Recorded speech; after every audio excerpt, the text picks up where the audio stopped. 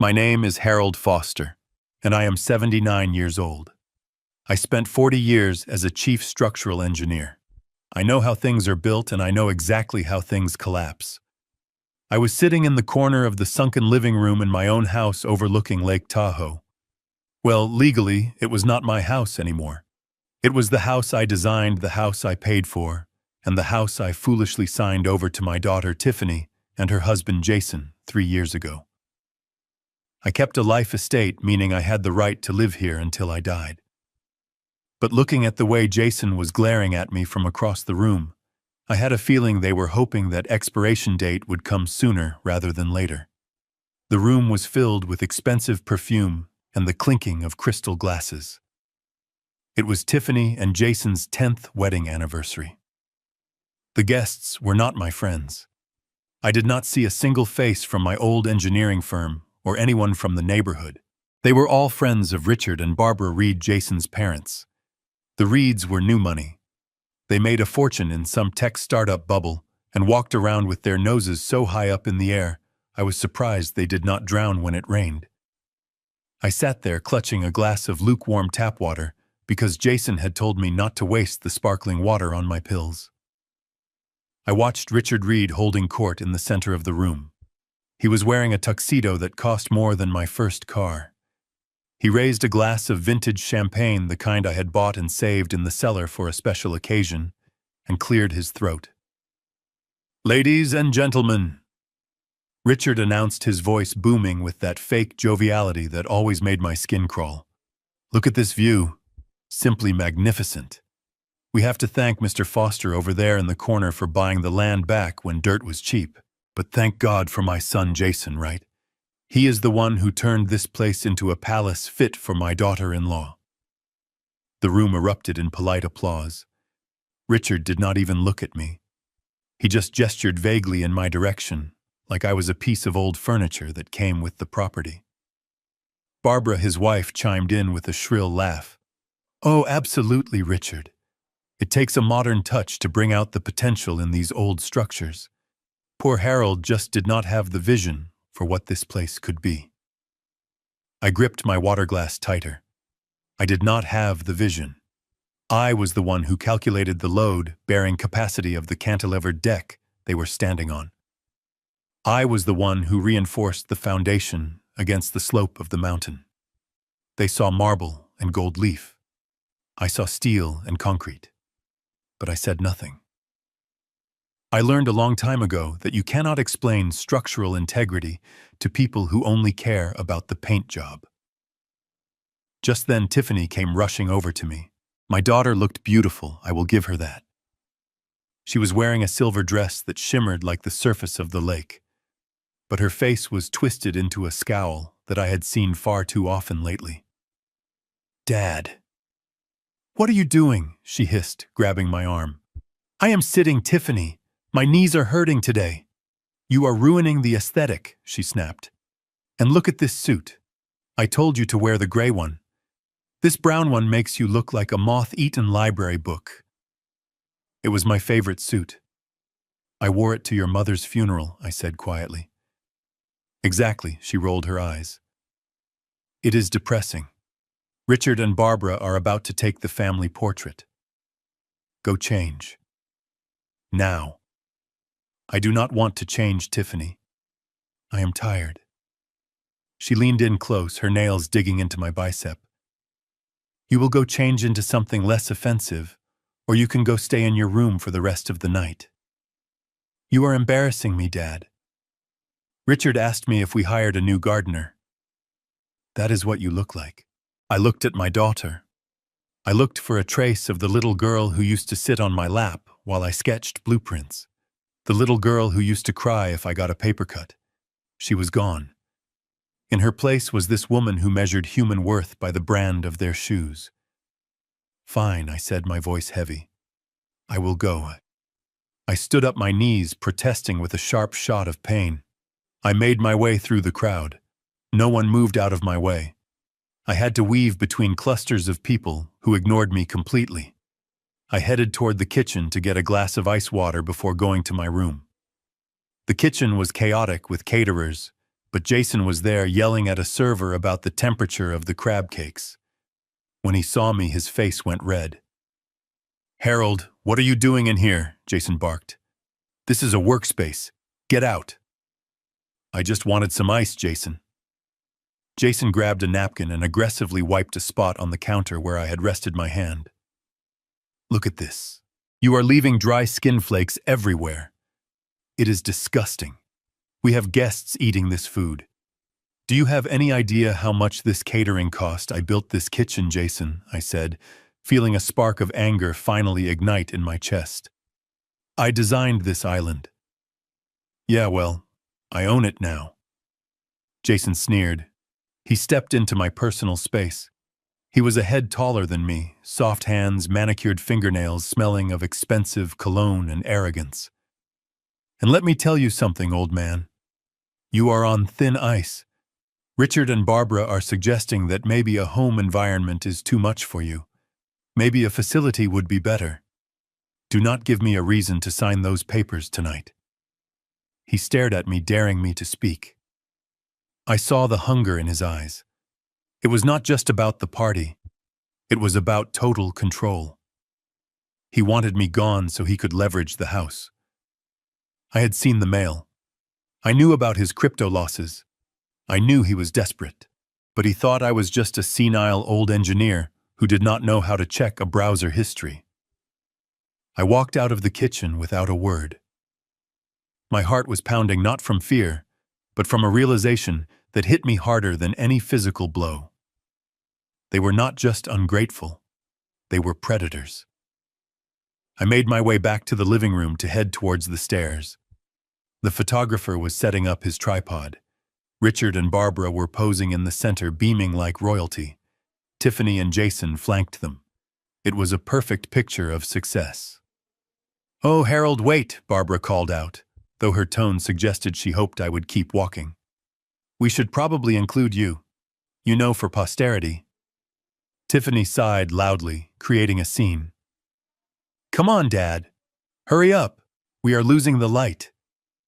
I walked over. The spot they left for me was on the edge right at the top of the sunken living room stairs. These were 3 polished marble steps leading down to the lower conversation pit. I had told Tiffany years ago to put a railing there when she remodeled, but she said it would ruin the open concept. Now standing there, I realized how dangerous it was for a man with bad knees. "Move in closer," the photographer instructed. I shuffled my feet. I was standing next to Tiffany.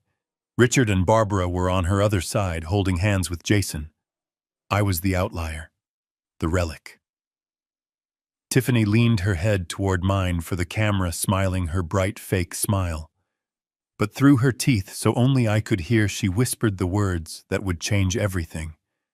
"Smile, Dad, and try not to drool." God, I cannot wait until you are gone so I can spend real holidays with my real parents. I froze. I looked at her stunned. Real parents, the Reeds. The people who treated her like a trophy to be displayed. I raised you, I wanted to scream. I sat by your bed when you had pneumonia. I paid for your college. I paid for this house. But I did not get a chance to say a word. As the photographer counted down 3, 2, 1, I felt it. It was not a stumble. It was not a loss of balance. It was a sharp, deliberate shove. Tiffany's elbow jammed hard into my lower back. I tipped forward. My foot sought purchase on the slick marble but found nothing. Gravity took over. Time seemed to slow down. I saw the horror on the caterer's face across the room. I saw Jason smirking. And then the world spun. I hit the first step with my shoulder. A sickening crack echoed through my body. I tumbled down to the second step, and then my head slammed against the edge of the marble coffee table at the bottom of the pit. White light exploded behind my eyes. Then came the darkness, followed immediately by a wave of nausea. I was lying on the floor, crumpled like a discarded wrapper. Warm liquid began to trickle down my forehead and into my eye. Blood. The music stopped. The chatter ceased. For 3 seconds, there was absolute silence in the room. I lay there blinking, trying to clear the fog. I waited for the rush of footsteps. I waited for my daughter to scream, to run to me, to call 911. Instead, I heard Richard's booming laugh. "Oops," he chuckled. "Looks like Grandpa had a bit too much of the punch." Down goes Fraser. A ripple of nervous laughter spread through the room. They thought it was a joke. They thought my pain was entertainment. I tried to push myself up, but my arm gave out. I groaned a low, guttural sound of agony. Tiffany walked to the edge of the steps. She stood directly above me. From my angle on the floor, she looked like a giant. She looked down at her father bleeding on the floor of the house he built for her. She did not reach out a hand. She did not kneel. She extended her foot, the toe of her expensive designer heel, and nudged my leg. Not a gentle touch to see if I was okay. A kick. A dismissive, annoyed kick. "Get up, Dad," she hissed loud enough for the inner circle to hear, but quiet enough to keep up appearances. "Stop being dramatic. You are ruining the photo." I looked up at her. The blood was stinging my eye, blurring my vision, but I saw her clearly for the first time in years. This was not my daughter. This was a monster I had fed and clothed for 35 years. Jason appeared beside her. He looked at the blood on the white rug and grimaced. "Great. That is never coming out. Someone get some club soda and get him out of here. Drag him to the maid's room if you have to. Just get him out of sight." Two waiters hurried over looking apologetic and terrified. They grabbed me under the arms. I wanted to tell them to stop, that I needed a doctor, that I had a concussion, but the words would not form. My tongue felt heavy. As they dragged me away, my feet trailing uselessly on the floor, I looked back one last time. Tiffany was already fixing her hair. Richard was refilling his glass. Jason was directing the photographer to take another shot, one without the distraction. They thought I was finished. They thought I was just a broken old man who would fade away quietly into the night. They thought they had won. But as the darkness closed in around the edges of my vision, I did not feel fear. I felt something cold and hard settling in the pit of my stomach. It was the same feeling I used to get when I inspected a bridge and found a fatal structural flaw. I knew what I had to do. I was going to bring the whole house down. I closed my eyes and let the waiters carry me into the small, airless room off the kitchen. I listened to the party continue. I listened to them laughing over my body. And I began to count. Not sheep. I counted assets. I counted accounts. I counted the number of days left until their mortgage payment was due. Tomorrow morning the sun would rise over Lake Tahoe. But for Tiffany and Jason, the sun was about to set forever. They wanted their real parents. Fine. They were about to find out that their real father was not just an ATM machine. He was the demolition expert, and the countdown had just begun. I woke up to the smell of lemon, ammonia, and dust. It was a sharp chemical scent that burned the inside of my nose. For a moment, I did not know where I was. I tried to sit up, but the room spun violently, and a wave of nausea forced me back down onto the thin mattress. My head throbbed with a rhythm that felt like a sledgehammer hitting a steel beam. I reached up to touch my forehead, and my fingers came away sticky with half-dried blood. I blinked, trying to clear the grit from my eyes. I was in the maid's room. It was a tiny 6x8 space off the laundry area that I had originally designed as extra storage or a temporary sleeping quarter for live-in help. There were no windows, just a small ventilation grate near the ceiling that was clogged with years of lint. The air was thick and hot. I realized with a sinking feeling that the central air conditioning did not reach this far back into the house. I was sweating through my shirt, the same dress shirt I had worn to the party, now stained and crumpled. The door opened, and a sliver of harsh hallway light cut across my face. Jason stepped in. He was holding a first aid kit, the cheap plastic kind you buy at a gas station, not the comprehensive medical box I kept in the master bathroom. He did not ask how I was. He did not check my pupil dilation for a concussion. He looked at me with the same annoyance one might have for a leaky faucet or a cracked tile. "You are awake," Jason said, his voice flat. "Good. Keep your voice down. The caterers are cleaning up the patio, and I do not want them hearing you groan. I need a doctor." "Jason," I rasped. My throat was dry as sandpaper.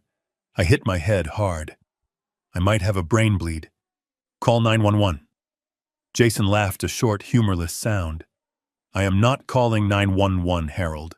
Do you have any idea what that looks like?" Police cars and ambulances in the driveway right after my parents leave. It would be a PR nightmare for my firm. The rumors would start flying that we are running a house of horrors. "No, we are handling this in-house." He knelt down, not out of care but to get better leverage. He opened a bottle of hydrogen peroxide and poured it directly onto the open wound on my forehead, without warning. The pain was blinding. I gritted my teeth to keep from screaming, my hands clenching the thin, scratchy sheets. He slapped a large gauze pad over the cut and secured it with tape, pulling it so tight it pulled at my skin.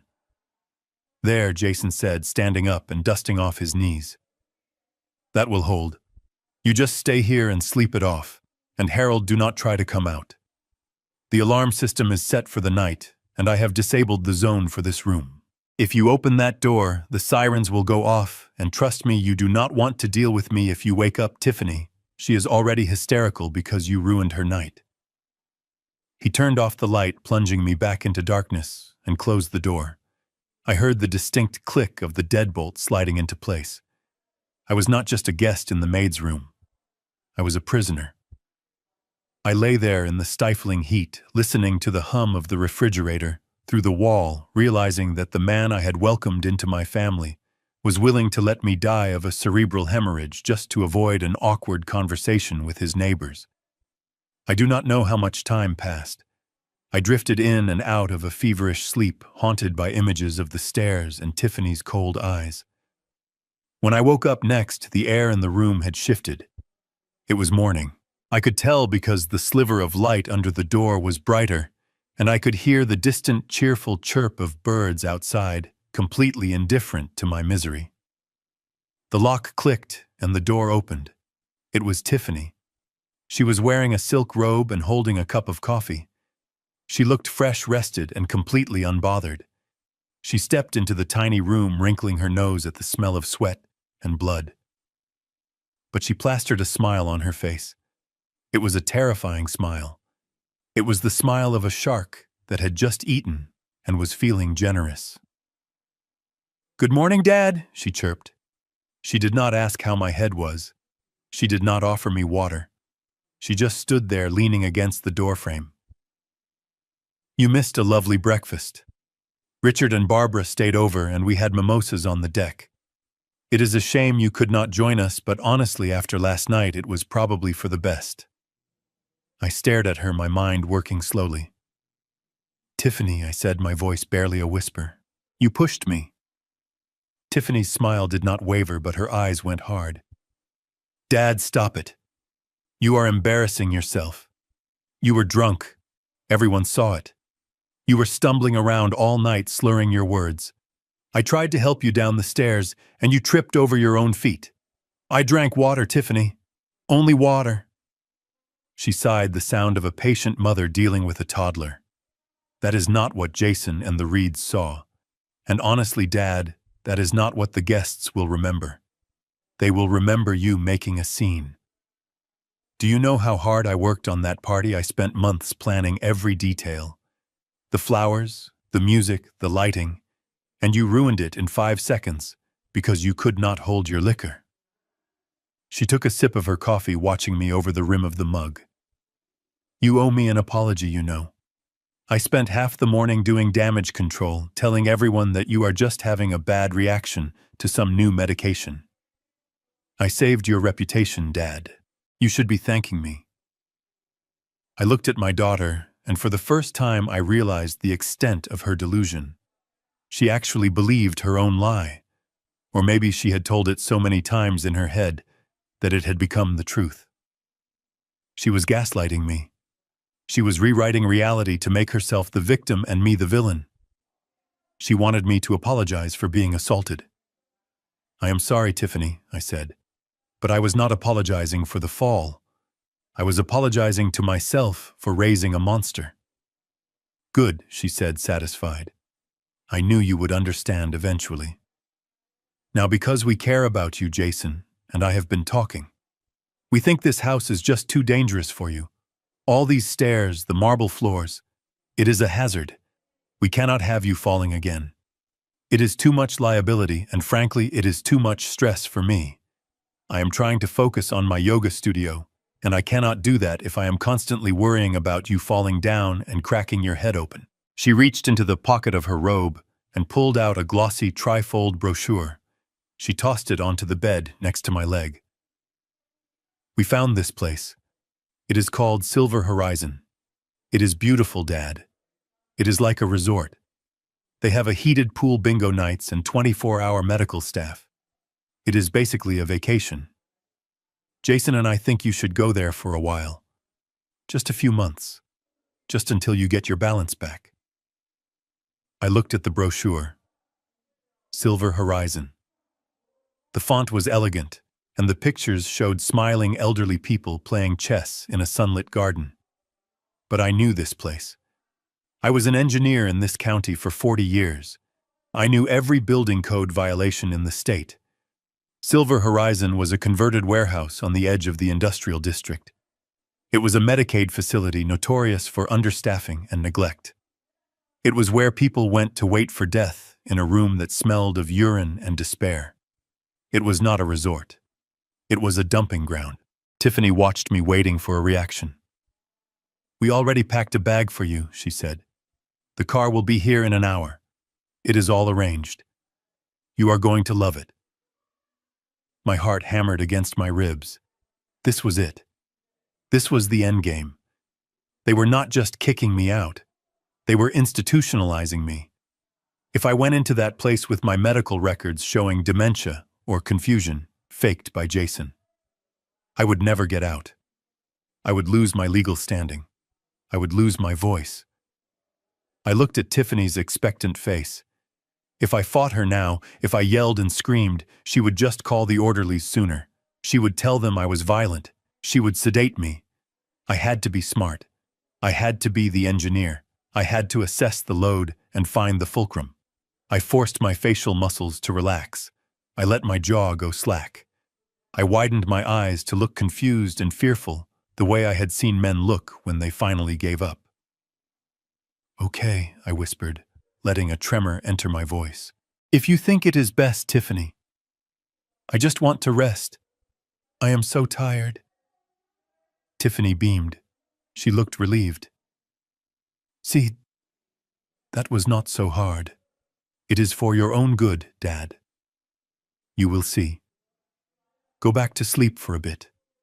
We will wake you when the transport arrives. She turned and left the room, leaving the door slightly ajar this time. She thought she had won. She thought I was broken. I lay still for 5 minutes, counting the seconds, making sure she was gone. Then I slowly swung my legs off the bed. The room spun, but I gritted my teeth and forced the world to stop moving.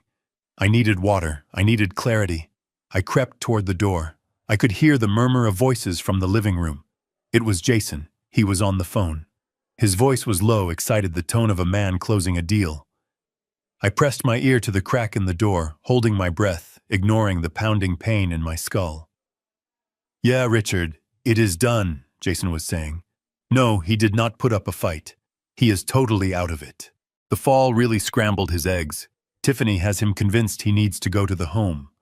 We are shipping him out to Silver Horizon this morning. There was a pause as he listened to the person on the other end. Don't worry about the deed, Jason laughed. That is the best part. I forged the power of attorney documents 3 weeks ago. The closing is scheduled for Monday. The buyers are paying cash. $1.5 million. The house is as good as sold. By the time the old man realizes he does not live here anymore, the money will be in our offshore account, and the new owners will be changing the locks. It is ours, Dad. It is finally ours. I pulled back from the door, my blood running cold. It was not just an eviction. It was a heist. They were selling my life's work, my legacy, the home where I raised my daughter for a quick cash payout, and they were discarding me like trash to do it. Monday. Today was Saturday. I had 48 hours. 48 hours before I lost everything. 48 hours to stop a sale, prove fraud, and take down two people who held all the cards. I looked down at my shaking hands. They were old, wrinkled, and spotted with age, but they were the hands that had built suspension bridges that withstood earthquakes. They were the hands that had laid the foundations of skyscrapers. Jason thought he had scrambled my eggs.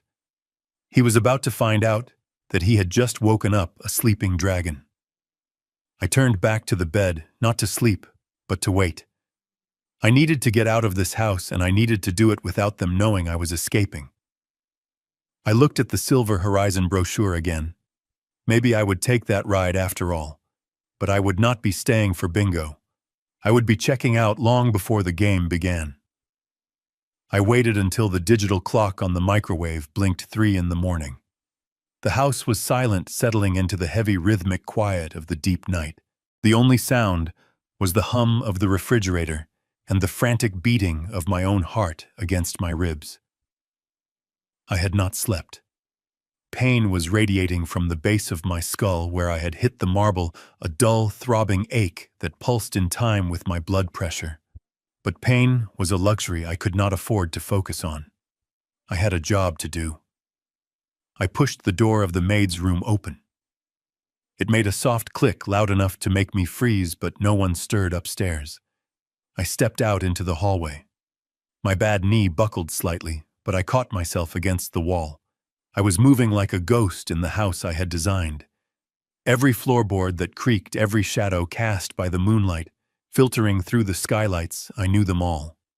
I knew that the third step on the main staircase groaned if you stepped on the center, so I kept to the edges. I knew that the motion sensors for the alarm system had a 6-second delay, which I had programmed myself years ago to account for my late wife's habit of getting midnight snacks. I bypassed the keypad in the hallway, punching in the master override code that Jason did not even know existed. The little green light blinked once, acknowledging me. I was not an intruder. I was the architect. I made my way to the west wing of the house. This used to be my sanctuary. It was where I had my drafting table, my library of engineering textbooks, and the framed photos of the bridges I had helped build across the state. Now, as I pushed open the heavy oak door, the smell of old paper and cedar was gone. Instead, the room smelled of stale energy drinks and heated plastic. Jason had turned my study into what he called his media center. My drafting table was gone, replaced by a massive curved monitor and a gaming chair that looked like it belonged in a race car. Neon LED strips lined the bookshelves where my encyclopedias used to be. It was a shrine to adolescent indulgence built on the bones of my career. I did not turn on the lights. The moonlight from the bay window was enough. I did not touch Jason's computer. He would have passwords I could not guess, and he would likely see the login attempt logs. I was looking for something else. I walked over to the built-in bookshelves on the far wall. Behind a row of plastic action figures Jason collected, there was a false panel I had installed 10 years ago to hide a wall safe. I pried the panel open with my fingernails. The safe was empty, of course. I had moved the cash years ago, but tucked in the very back, wedged between the steel casing and the drywall, was my old iPad. It was an ancient model with a cracked screen and a battery that barely held a charge, but it was linked to the house's secure network, and more importantly, it was linked to the cloud backup of the family accounts. I pressed the power button. The screen flickered, showing the low battery icon.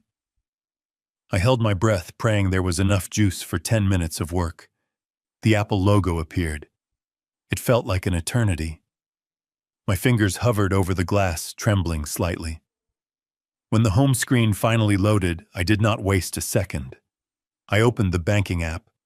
My thumb hovered over the login for the joint account I shared with Tiffany. This account was supposed to be for house maintenance and emergencies.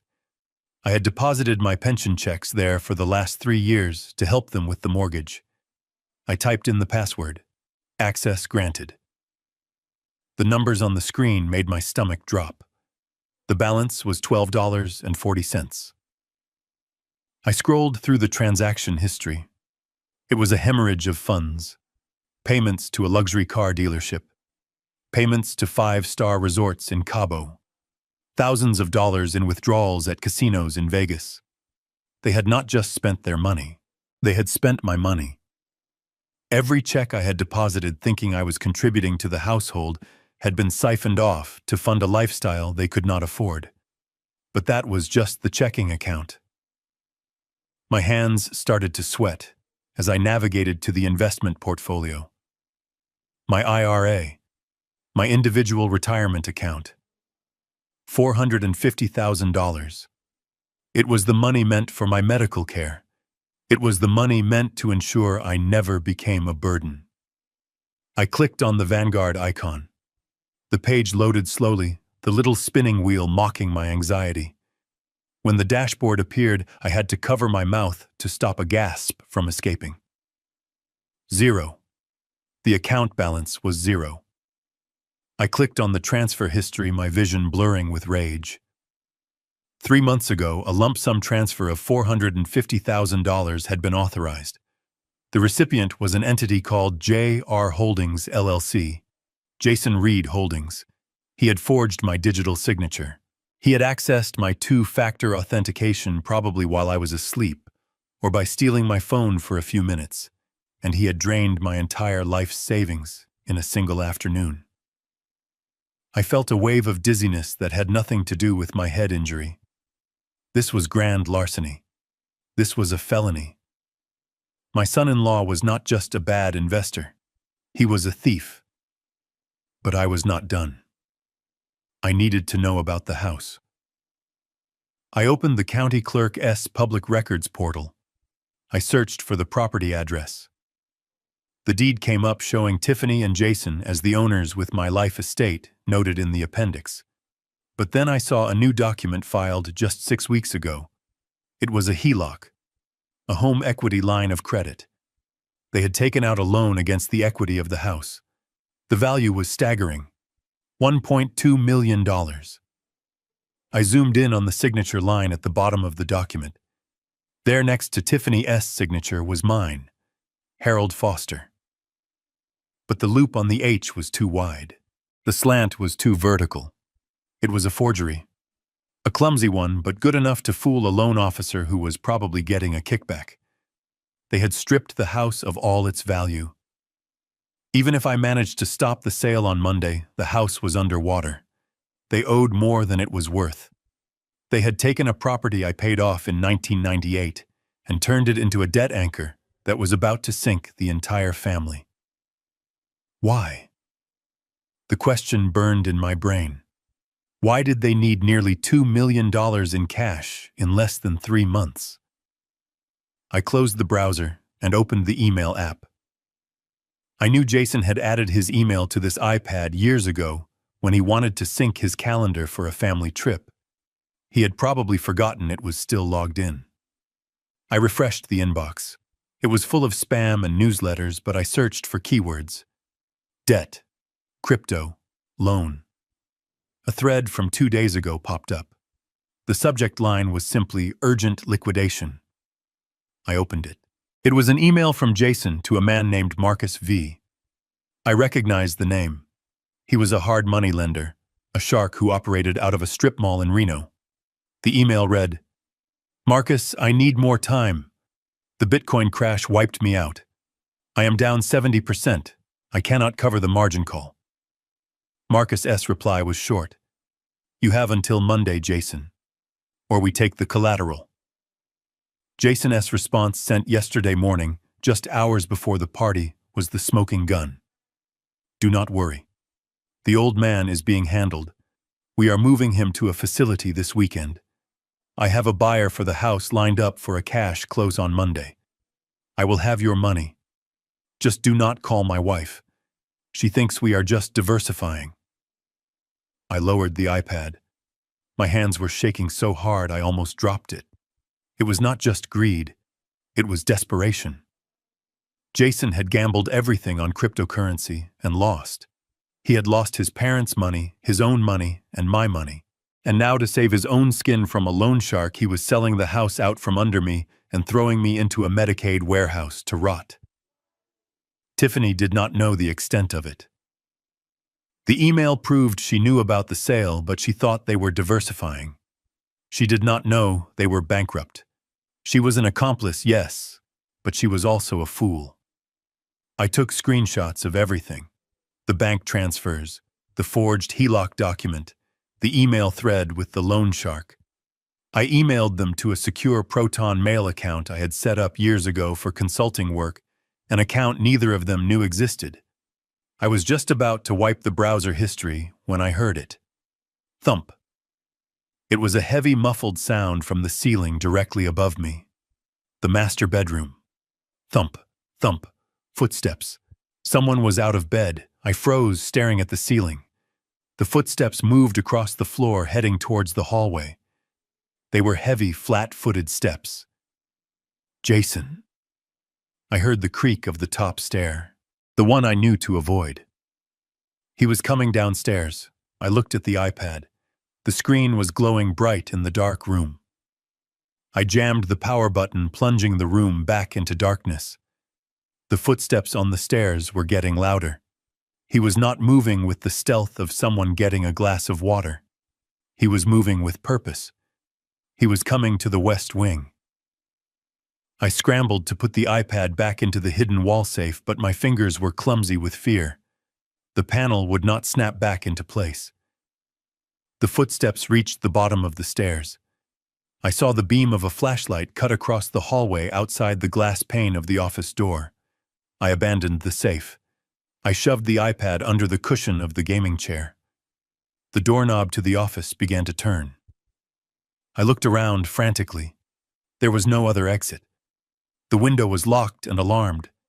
I dove into the walk-in closet where Jason kept his golf clubs and winter coats. I pulled the door shut, just as the main office door swung open. I pressed myself against the back wall, burying my face in a wool coat that smelled of mothballs. Through the slats of the closet door, I saw the beam of the flashlight sweep across the room. It paused on the gaming chair. My heart stopped. Had I left a corner of the iPad exposed? Jason stepped into the room. I could hear his breathing. It was ragged, angry. "Where are you, you miserable old bat?" he muttered to himself. He was not looking for the iPad. He was looking for me. He must have checked the maid's room. He knew I was gone. I held my breath, my lungs burning as the flashlight beam moved closer to the closet door. I was cornered. I was injured. And I was unarmed against a desperate man who had already proven he was willing to destroy my life to save his own. I held my breath in the darkness of the closet until my lungs burned and black spots danced in my vision. Through the slats of the door, I watched the beam of Jason's flashlight sweep across the room one last time. He kicked the leg of his gaming chair in frustration, muttering a curse word that echoed in the silence of the house I had built. He was not looking for a lost iPad anymore. He was looking for a fight. But he was looking for a confused old man, not a structural engineer, who knew every hiding spot and acoustic dead zone in the building. Eventually, he huffed and turned around, his heavy footsteps retreating down the hallway. I waited. I counted to 100, visualizing the second hand on a clock, forcing my heart rate to slow down. It was a technique I used to use when I had to walk across high steel beams in the wind. Panic is a luxury. Precision is survival. When the house was finally silent again, I slipped out of the closet. My body screamed in protest. Every joint ached and the cut on my forehead throbbed with a fresh, sharp rhythm. I retrieved the iPad from under the seat cushion and limped back to the maid's room, moving slowly, placing my feet on the edges of the floorboards, where the joists were strongest, to avoid squeaks. I made it back to my prison cell and locked the door from the inside. I did not sleep. Sleep was for people who had a future to wake up to. I sat on the edge of the narrow bed staring at the wall, and I began to build a bridge. Not of steel and concrete, but of logic and consequence. I needed a foundation. I needed supports. And I needed a demolition plan for the existing structure. I mapped out the next 12 hours in my head. I needed legal counsel. I needed evidence. And I needed to sever their lines of communication. At 4 a.m, the sky outside the small ventilation grate was still pitch black. I opened a secure messaging app on the iPad that I used for consulting work. I dialed Sarah Jenkins. Sarah was the best real estate attorney in the state. 20 years ago, she was a brilliant but broke engineering student, working 2 waitressing jobs. I had paid her tuition anonymously through a foundation, and when she found out, she changed her major to law to protect people like me. She answered on the second ring. Her voice was thick with sleep, but it sharpened instantly when she heard my voice. "Harold," she said, "it is 4 a.m. Please tell me you are okay." "I am not okay, Sarah," I said, keeping my voice low. "I need you to listen to me very carefully. I am initiating the scorched earth protocol." I told her everything. The fall, the refusal of medical care, the gaslighting, the forgery on the home equity line of credit, the emptied retirement account. I could hear the sound of her typing furiously on a keyboard on the other end. She did not waste time with sympathy. She went straight to strategy. "Okay, Harold," Sarah said, her voice turning cold and professional. "I am looking at the county records right now. The sale is flagged as pending in the system. Jason used a rush title company, the kind that asks no questions for an extra fee. But here is the thing. I am running a soft credit check on you right now to see what else they have touched." There was a long silence on the line. The only sound was the clicking of her keys. Then Sarah drew a sharp breath. "Harold, are you sitting down?" "I am," I said, bracing myself. "It is worse than the house," she said. "There is a new inquiry on your credit report from 3 weeks ago. It is a co-sign for an auto loan, a luxury lease, a Range Rover autobiography, $180,000. I frowned. Jason drove a Porsche. Tiffany drove a Mercedes. "Who is it for?" Sarah paused. "The CO borrower listed is Richard Reed." The room seemed to tilt. Richard Reed, Jason's father. The man who had stood in my living room last night drinking my champagne and mocking my suit. He was driving a car that I was paying for. Jason had not just stolen from me to cover his own debts. He had used my identity to buy favor with his parents. He had used my credit score, a score I had protected for 50 years, to impress the very people who treated me like garbage. "That is it," I said, my voice trembling with a rage so cold it felt like ice in my veins. "Burn it down, Sarah. All of it. I am filing an emergency injunction. The second the court clerk opens," Sarah said. "I am flagging the title transfer as fraudulent. I am freezing the bank accounts. But Harold, for this to stick, I need proof of incapacity or abuse. I need a reason why you could not have signed those papers. I have the video," I said. "I have everything." "Good," she said. "Get out of there, Harold. If Jason realizes you know about the car, he might do something desperate. He is already looking at federal fraud charges. Do not give him a chance to turn this into a physical altercation." I hung up the phone. The plan was in motion. Now I needed to secure the evidence. I slipped out of the room one last time. I went to the utility closet in the hallway, where the central server for the smart home system was housed. It was a mess of wires and blinking lights that Jason never touched because he did not understand how it worked. I did. I had installed it. I opened the panel and punched in the installer code, not the user code that Tiffany used to check who was at the front door. The installer code that gave me root access to the entire system. I brought up the logs for the living room camera. There it was, time-stamped yesterday evening. The file size was large. I watched the thumbnail. I saw myself walking to the stairs. I saw Tiffany lean in. I saw the shove. It was clear as day. The camera was high definition, meant to catch burglars' faces. Instead, it had caught a daughter attempting to murder her father. I inserted a USB drive into the port. I copied the file. Then I uploaded a copy to my encrypted cloud storage. But I was not done. I navigated to the hard drive settings. I selected the option to format the disk. Jason would wake up in the morning and think he was clever. He would go to delete the footage just like he promised Tiffany, and he would find the drive empty. He would think the system malfunctioned or that he had already done it. He would feel safe. He would think the evidence was gone forever. I watched the progress bar. Formatting, 20%, 50%, complete. The drive was wiped. The only copy of that video now existed in my pocket and on a server in Switzerland. I closed the panel and wiped my fingerprints off the keypad. I made it back to the maid's room just as the first gray light of dawn began to creep under the door. I hid the iPad and the USB drive inside the lining of my jacket. I lay down on the bed, pulling the thin blanket up to my chin.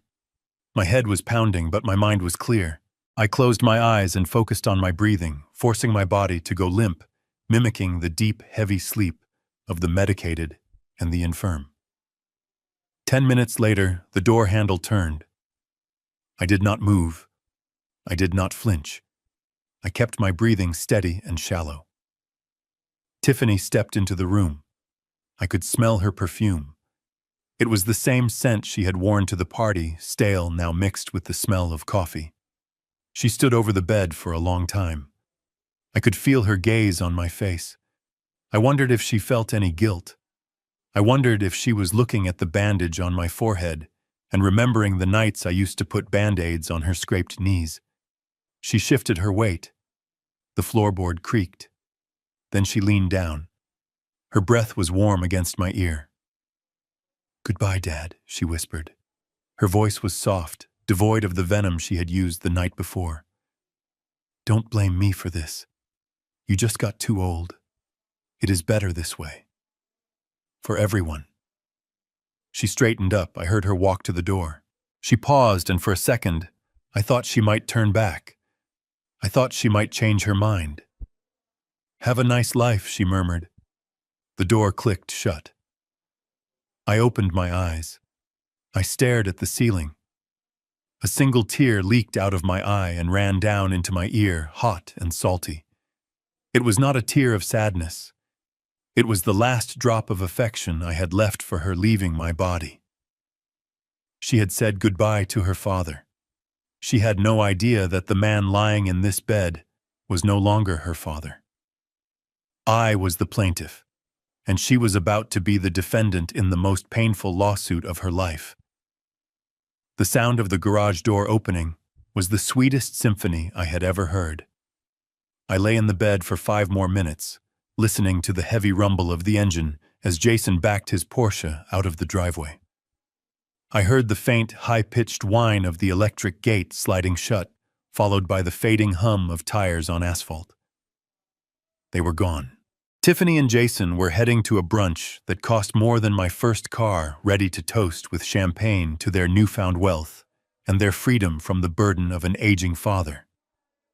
They were probably already rehearsing the sad faces they would wear when they told their friends that I had voluntarily checked myself into a facility. They were celebrating a victory that had not happened yet. I threw off the covers. The adrenaline that surged through my veins masked the throbbing ache in my head and the stiffness in my knees. I did not have time for pain. I had a window of maybe 3 hours before they returned, fat and happy, to pack me up like old luggage. I stood up and stripped off the sweaty dress shirt I had been wearing for 36 hours.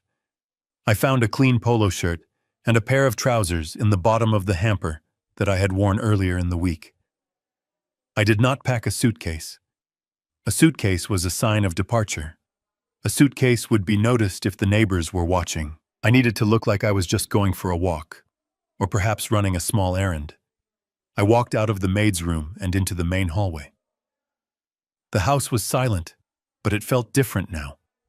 It was no longer a home. It was a crime scene, and I was the detective who had solved the case. I went straight to the master bedroom closet. This was risky but necessary. Years ago, when I laid the hardwood floors in this suite, I had created a loose board in the back corner under the cedar lining. It was an old habit from my father, who never trusted banks entirely. I pushed aside Tiffany's racks of designer coats and knelt down. I used a small pocket knife from my keychain to pry up the edge of the board. It popped up with a dry snap.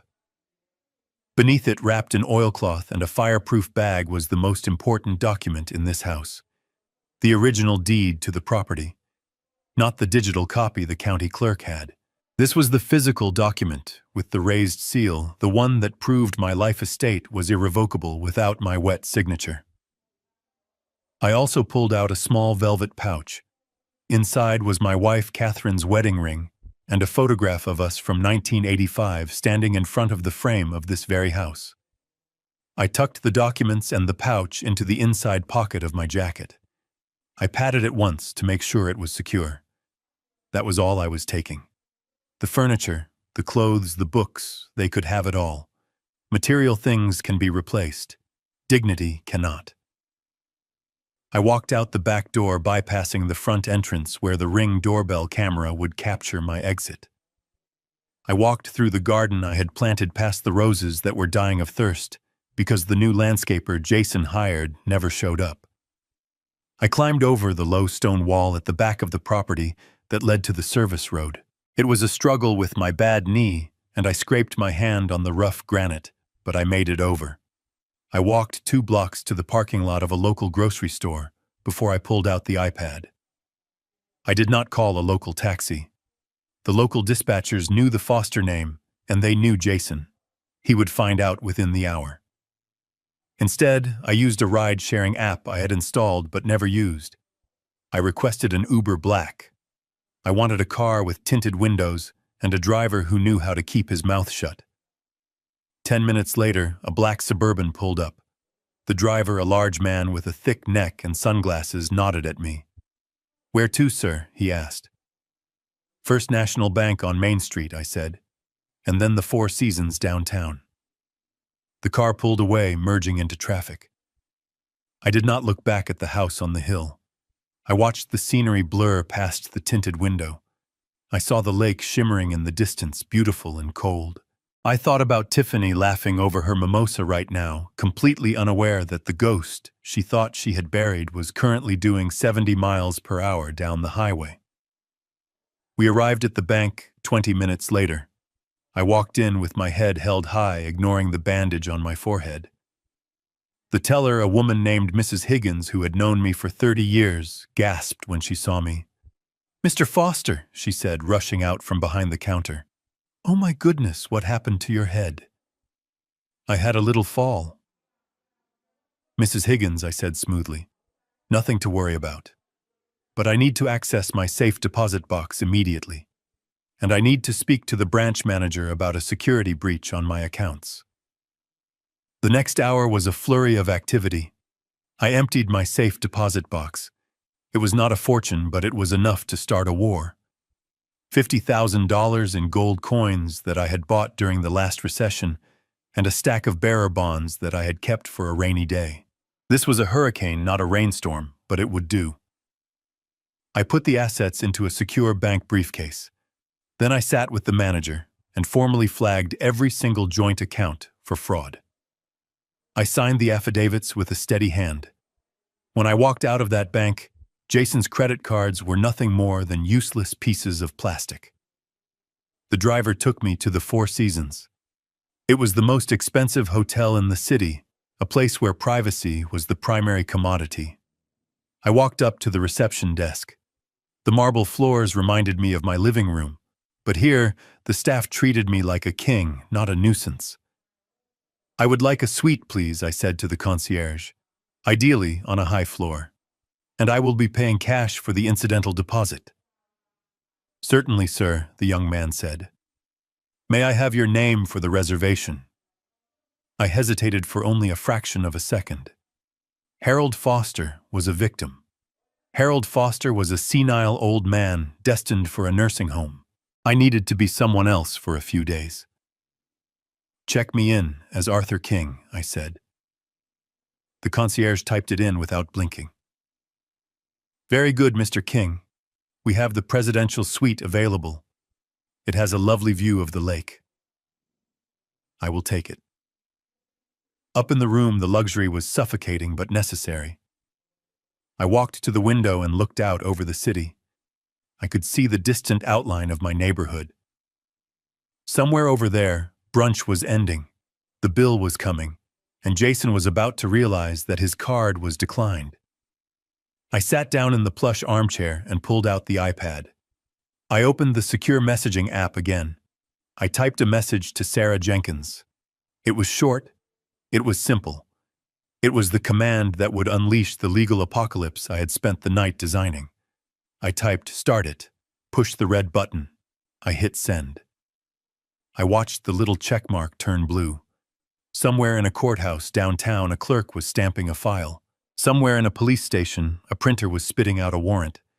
And somewhere in a fancy restaurant, a waiter was walking toward Jason Reed with a frown on his face and a declined credit card in his hand. I leaned back and closed my eyes. The escape was over. The war had just begun. It was just after 1 in the afternoon when Jason's Porsche pulled back into the driveway. From my hotel room window miles away, I could not see them, but I could picture the scene with crystal clarity. I knew the rhythm of their lives better than they knew themselves. They would be flushed with expensive champagne and the heady rush of victory. They had spent the morning celebrating the imminent sale of my home and the disposal of its inconvenient owner. They probably walked up the front steps, laughing, Jason swinging his keys, Tiffany checking her makeup in the reflection of the glass door. They were walking into a trap, but they thought they were walking into a bank vault filled with gold. They entered the house expecting silence, but a specific kind of silence. The silence of a waiting room. The silence of an old man sitting obediently on a bed, waiting to be carted off to a warehouse. Dad, Tiffany called out. Her voice would have been bright fake, the tone one uses for a child or a pet. We are back. The car is here. Let's get this show on the road. She walked straight to the maid's room. She did not knock. She threw the door open, ready to act the part of the benevolent caretaker one last time. But the room was empty. The bed was made, the sheets pulled tight and smooth. The closet door was open, revealing nothing but a few wire hangers swinging in the draft from the air vent. I can imagine the frown creasing her forehead. She probably checked the bathroom, then the closet again, as if I might be hiding like a frightened animal. But I was not hiding. I was gone. Jason, she yelled, her voice sharpening. He is not here. Jason walked in looking annoyed rather than worried. What do you mean he is not here? He can barely walk. Did he wander off into the garden? Then Tiffany saw it. The pillow. Lying right in the center was the piece of paper I had left. It was stationery from my old engineering firm, thick cream-colored stock that I had saved for special correspondence. She picked it up.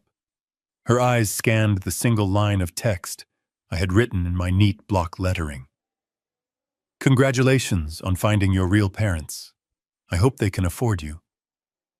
She stared at the note. She did not cry. She did not feel a pang of guilt. I know my daughter. She felt insulted. She crushed the paper in her hand, her knuckles turning white. He left, she hissed. He actually left. The ungrateful old man. We try to help him, we try to find him a nice place to live, and he runs away like a fugitive. Jason snatched the note from her. This is a problem, Tiffany. We need him here to sign the final discharge papers for the facility transport. If he is not checked in by 5, we lose the reservation deposit. And worse, if he is wandering around town telling people sob stories, it looks bad for us. Call his cell phone, Tiffany said. Tell him if he does not come back right now, we are changing the locks. She did not know I had already left the keys on the kitchen counter. She did not know that the locks were the least of her problems. Jason pulled out his phone, but before he could dial, a sound echoed through the house. It was a mechanical clunk deep in the bones of the building. It sounded like a heavy breaker switch being thrown. Then the hum stopped. You do not realize how loud a modern house is until it goes silent. The refrigerator compressor, the central air conditioning, the air purifiers, the subtle buzz of smart light bulbs, it all creates a white noise that wraps around you. And in 1 second, it was all gone. The overhead lights in the hallway flickered and died. The display on the digital thermostat on the wall went blank. The low rush of cool air from the vents ceased immediately. What was that? Tiffany asked, looking up at the dark light fixture. Power surge, Jason muttered. Probably a blown transformer down the street. It happens. He walked into the kitchen to get a bottle of water. He opened the fridge. The light inside did not turn on. He grabbed a bottle of imported sparkling water and leaned against the counter, trying to look unbothered. It is fine, Tiff. The generator will kick in any second.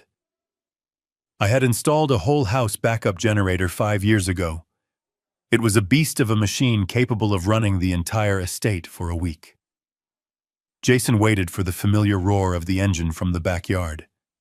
He waited 5 seconds, 10 seconds, 30 seconds. Silence. Why is the generator not starting? Tiffany asked, wiping sweat from her upper lip. The house, designed with floor-to-ceiling glass windows to capture the view, acted like a greenhouse in the afternoon sun. Without the AC, the temperature was already climbing. I do not know, Jason said, slamming the water bottle down. I have to go check the breaker panel. He went to the utility room. I knew exactly what he would find. The main breaker was thrown, yes, but the transfer switch for the generator had been manually locked out, and the digital control panel for the smart home system had been stripped of its fuses. I had not just turned off the lights, I had lobotomized the house. He came back upstairs, his shirt sticking to his back. It is not a surge, he said, his voice tight. The main switch is off, and I cannot get it back on. It is jammed or something. Well, call the power company, Tiffany snapped. I cannot be in this heat. I have to shower. I feel gross from brunch. She marched into the master bathroom and turned the handle for the shower. A sputtering cough of air came out, followed by a thin brown trickle of water, and then nothing. What the hell? She screamed. Jason, there is no water. I sat in my hotel room sipping a cup of hot tea. I had called the water utility an hour ago. I told them I had detected a major leak in the main line and requested an emergency shutoff at the street level to prevent foundation damage. As the owner of record, they complied immediately. The house was now a dry, hot box. No power, no water. And as Jason tried to load the power company's website on his phone, he realized the third strike. The Wi-Fi was dead. The mesh network I had painstakingly calibrated to cover every inch of the property was lifeless. And because the house was built into the side of a granite mountain cell, service inside was spotty at best. This is ridiculous, Jason yelled, his composure cracking. He walked out onto the deck to get a signal. He dialed the customer service number for the electric company. I could picture him pacing back and forth on the redwood deck, sweating in his designer suit, yelling at an automated voice prompt. Finally, he got a human. I can imagine the conversation perfectly because I know the script. I need to report an outage, Jason would have barked. This is the Foster residence at 4400 Lakeview Drive. The power is out, and my generator is not working. Fix it. There would have been a pause as the operator typed in the address. Sir, the operator said, her voice calm and detached. We show that the service for that address has been voluntarily disconnected as of 12:30 p.m. today. Disconnected, Jason shouted. That is impossible. I live here. I did not disconnect anything. The account holder, Mr. Harold Foster, called and requested a permanent cessation of service, the operator explained. He stated that the property is being vacated and sold. He paid the final bill and closed the account. Jason stopped pacing. He gripped the phone so hard the plastic creaked. No, that is a mistake. My father-in-law is confused. He has dementia. He does not know what he is doing. You need to turn it back on right now. I am sorry, sir, but we have a verified request from the owner of record. We cannot simply flip a switch. If you wish to establish new service in your name, we can certainly do that. Fine, Jason spat. Just do it. Turn it back on. Certainly. I can process a new service application for you. However, since you have no prior history with us at this address, and based on the size of the property, there will be a security deposit required. Jason rolled his eyes. Whatever, how much? $5,000, the operator said, plus a $200 reconnection fee. And the earliest we can send a technician out to physically unlock the meter is Monday morning. Monday, Jason screamed. It is Saturday. I cannot go all weekend without power. I have fish in a saltwater tank. They will die. I smiled at that thought. Jason loved that fish tank more than he loved his wife. It was a status symbol. I can try to put in an emergency expedite request, the operator said, her voice hardening at his tone. That would be an additional $500, and we would need the payment immediately to process the work order. Fine, Jason growled. Just take the card. He pulled his wallet out of his back pocket. He fished out his sleek black titanium credit card. It was the card he used to buy dinners to book flights to impress his friends. It was the card that was linked to the joint account he had drained. He read the numbers off to the operator. He did it with an air of arrogance, rattling off the digits as if he were granting her a favor. Okay, I have entered the information, the operator said. One moment while we process the transaction for $5,700. Jason waited. He looked through the glass sliding doors at Tiffany, who was fanning herself with a magazine on the sofa, looking miserable. He gave her a thumbs up, mouthing the word, fixed. Then there was a silence on the line. A long, awkward silence. Sir, the operator said. Her voice was different now. It was the voice they use when they are talking to a broke person. What Jason snapped. The card was declined, she said. Try it again, Jason said instantly. It is a black card. It has a $50,000 limit. I have tried it twice, sir. The bank has returned a code indicating a freeze on the account. Do you have another form of payment? Jason froze. A freeze. He pulled out a second card. His personal debit card. Try this one.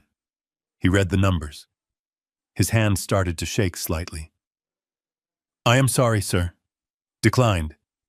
This card has also been flagged. Jason stood on the deck of the $1,000,000 home he thought he owned, holding a piece of plastic that was now worth less than the ice melting in his drink. The sun beat down on him. The silence of the house behind him was heavy and oppressive. Sir, the operator asked, are you still there? If you cannot provide payment, I have to terminate the call. Jason looked at the phone. He looked at the house. He looked at the future he had built on a foundation of lies and theft. And for the first time he realized that the ground beneath him was not solid. It was quicksand. He did not answer her. He lowered the phone, looking at the screen with a mixture of confusion and terror. Inside, Tiffany screamed, Jason, the toilet will not flush. Do something. Jason did not move. He could not move, because he realized with a sickening jolt that the old man had not just run away. The old man had cut the power lines, and Jason was standing in the dark. Jason and Tiffany stormed out of the silent, sweltering house and piled into the Porsche.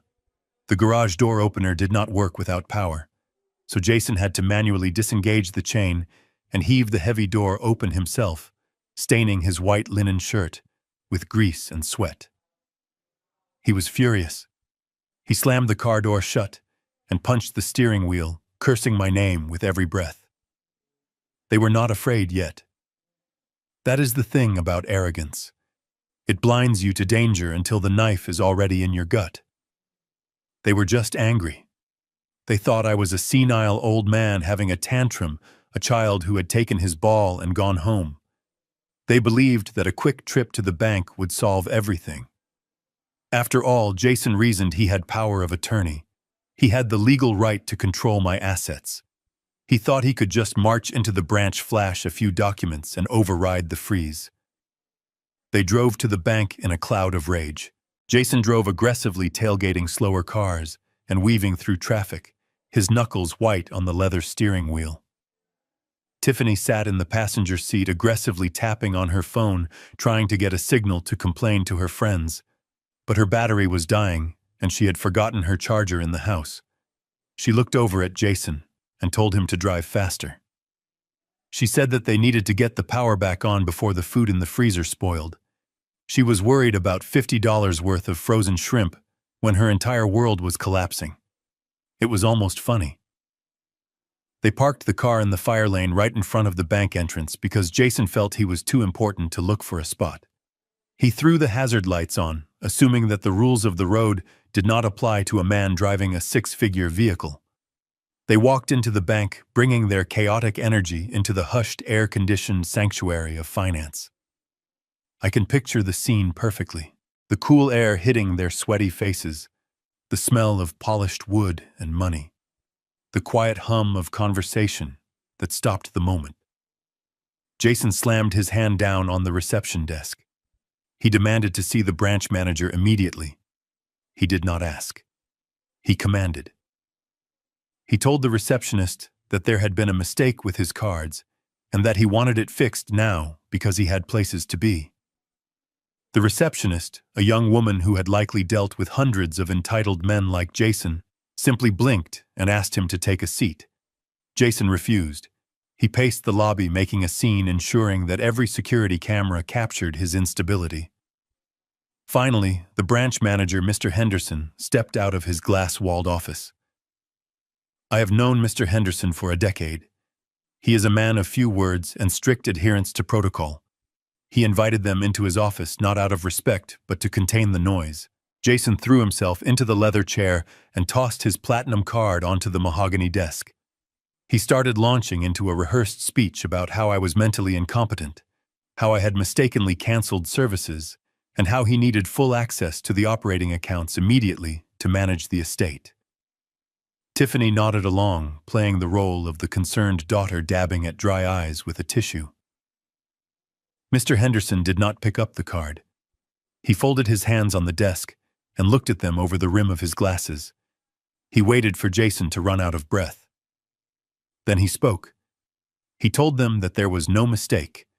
He explained that the freeze on the joint account was not an automated glitch. It was a manual override initiated by the fraud department based on a sworn affidavit from the primary account holder. Me. Mr. Henderson slid a piece of paper across the desk. It was a copy of the document I had signed just an hour earlier, flagging every transaction Jason had made in the last 90 days as unauthorized. Jason laughed. It was a nervous cracking sound. He tried to bluff. He told Mr. Henderson that I was confused that he had power of attorney. Mr. Henderson shook his head.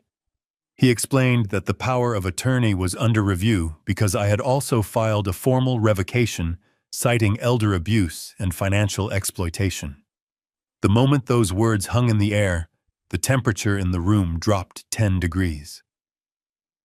Elder abuse. It is a phrase that makes bankers very nervous. It freezes assets faster than liquid nitrogen. But that was just the jab. The uppercut was coming. Jason, realizing the joint account was a lost cause for the moment, tried to pivot. He told Mr. Henderson that he would sort out the misunderstanding with me later, but right now he needed to make a transfer from his personal business account to pay the electric company. He told him to pull up the JR Holdings LLC account. He needed access to his own money. Mr. Henderson looked down at his computer screen. He did not type anything. He did not need to. He already knew what was on the screen. He looked up at Jason with a look that was almost pitying. He told Jason that he could not access that account either. Jason stood up, his face turning purple. He screamed that it was his money, that it had nothing to do with me. Mr. Henderson remained seated. He informed Jason that the bank's compliance division had flagged the large transfer of $450,000 from my IRA into the JR Holdings account, because the source of funds was disputed and marked as theft. The destination account was now considered part of a federal money laundering investigation. The words hit Jason like a physical blow. Money laundering. Sarah, my lawyer, had been brilliant. She had not just reported a theft. She had reported a structuring scheme triggering automatic federal scrutiny. Under the Patriot Act and banking regulations, when an account is flagged for this specific type of suspicious activity, the bank is legally required to seal it. They cannot let a single penny go in or out until the investigation is complete. And those investigations can take months. Jason sank back into the chair. He looked at Tiffany. For the first time, the reality of the situation began to penetrate their thick skulls. They had zero access to cash. Their credit cards were dead. Their checking accounts were frozen. They were standing in a room full of money, and they could not buy a pack of gum. Tiffany turned on Jason. She asked him what he did. She asked him why the FBI would be looking at their accounts. Jason could not answer her. He could not tell her that he had stolen my retirement fund to pay off illegal gambling debts and crypto losses. He just sat there, mouth opening and closing like a fish on a dock. Mr. Henderson stood up. He told them that their business was concluded. He asked them to leave the bank.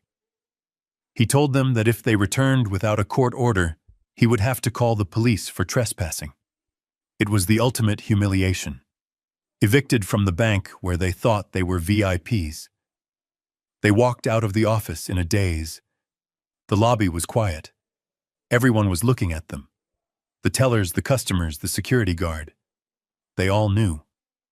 Small towns talk, and the look of defeat is a universal language.